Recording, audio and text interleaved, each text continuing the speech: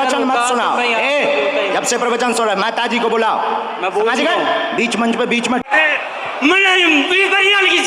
मार दो। नहीं मार। नहीं मैं तो दर्शकों, आप लोगों ने आगे की क्लिप में देखा कि आखिर बागेश्वर धाम वाले बाबा क्यों इतने ज्यादा क्रोधित हुए और आखिर क्यों एक बाप अपने बेटे को मारने को कह रहा था। और दर्शकों, वास्तविक में वजह जानकर आप सब भी हैरान हो जाओगे। दर्शकों, आप लोगों को बता दें कि बाबा धीरेन्द्र शास्त्री का दिव्य दरबार लगा हुआ था और उस दिव्य दरबार के अंदर एक युवक की अर्जी लगी। अर्जी लगने के बाद उस युवक को मंच के ऊपर बुलाया गया और उसकी समस्या बाबा धीरेन्द्र शास्त्री ने सुनी और समस्या सुनने के बाद बाबा जी ने उसकी समस्या का जो है वो पर्चा बनाया। तो बाबा जी के पर्चे के ऊपर उस युवक को भरोसा नहीं हुआ, इसलिए बाबा जी ने उसे वो पर्चा स्वयं पढ़ने के लिए दिया। लेकिन वह युवक उस पर्चे में लिखी हुई बात से एतराज करने लगा। युवक ने कहा कि बाबा जी, इस पर्चे के अंदर कहीं पर वो बात तो लिखी ही नहीं है जो आपने मुझे बताई थी। युवक की इसी बात के ऊपर बाबा जी को क्रोध आने लगा, लेकिन बाबा जी ने सही साबित करने के लिए ये कहा कि आप जाओ और इस दरबार में से किसी को भी उठाकर लाओ, वह पढ़कर खुद कह देगा कि इस पर्चे के अंदर वह बात लिखी है या फिर नहीं लिखी है।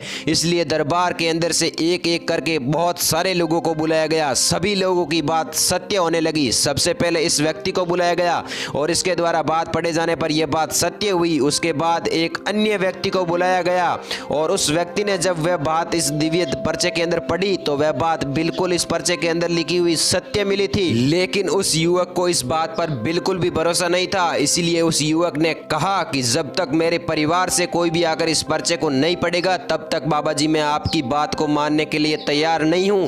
तब बाबा जी ने आदेश दिया कि इस दरबार के अंदर कोई आपके परिवार का है तो उसे बुलाकर आप ये पर्चा पढ़वा लीजिए। तभी उस युवक ने कहा कि मेरे दिव्य इस दरबार के साथ में मेरी माता जी भी आई है, मैं अपनी माता जी से इस पर्चे को पढ़वाऊंगा और तभी मानूंगा कि इस पर्चे के अंदर लिखी हुई बात सत्य है या फिर झूठ है।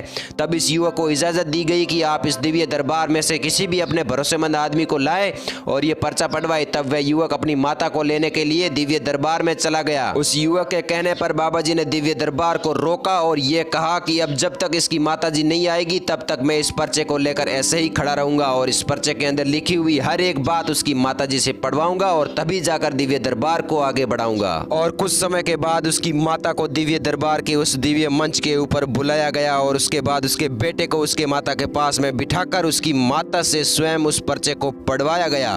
और जब उसकी माता ने उस पर्चे को पढ़ा तो उस पर्चे के अंदर लिखी हुई एक एक बात सत्य साबित हुई। उसके बाद वह युवक घबरा गया और कहने लगा कि बाबा जी, शायद मेरी आंखों ने धोखा खा लिया। इतने में उस लड़के के पिताजी आ जाते हैं और वह उसके पिताजी उस लड़के के ऊपर बहुत ही ज्यादा क्रोधित हो जाते हैं। और आप इन तस्वीरों में देख सकते हैं कि उसके पिता क्रोध में किस तरीके से उस मूर्ख बालक को मारने की कोशिश करते हैं, लेकिन बाबा जी उसे ऐसा करने से रोक देते हैं। बाबा के सामने बेटे के ऐसे बुरे बर्ताव को लेकर उसके पिताजी बाबा जी से हाथ जोड़ के माफी मांगते हैं। तभी बाबा जी उन्हें कहते हैं कि नहीं, आप क्षमा मत मांगिए, इसमें आपकी कोई गलती नहीं है। दर्शकों, आपको बता दें कि ये युवक किसी मुस्लिम लड़की से विवाह करना चाहता था। हालांकि इस युवक की शादी हो चुकी थी और इसकी एक बच्ची भी है, उसके बावजूद भी ये किसी मुस्लिम लड़की से विवाह करना चाहता था। इसी कारण दर्शकों, इसके माता पिता इस युवक से बेहद ही ज्यादा परेशान हो चुके थे। और दर्शकों, इतना सब होने के बाद में अंत में इस लड़के और इसके परिवार को बाबा जी ने आशीर्वाद दिया कि बजरंगबली की कृपा सदैव बनी रहे और घर में सुख और शांति लौट आए। और दर्शकों, बागेश्वर धाम के ऐसे रोचक वीडियो देखने के लिए हमारे इस YouTube चैनल को भी सब्सक्राइब करें और वीडियो को लाइक जरूर करें और कमेंट में जय बागेश्वर धाम जरूर लिखें।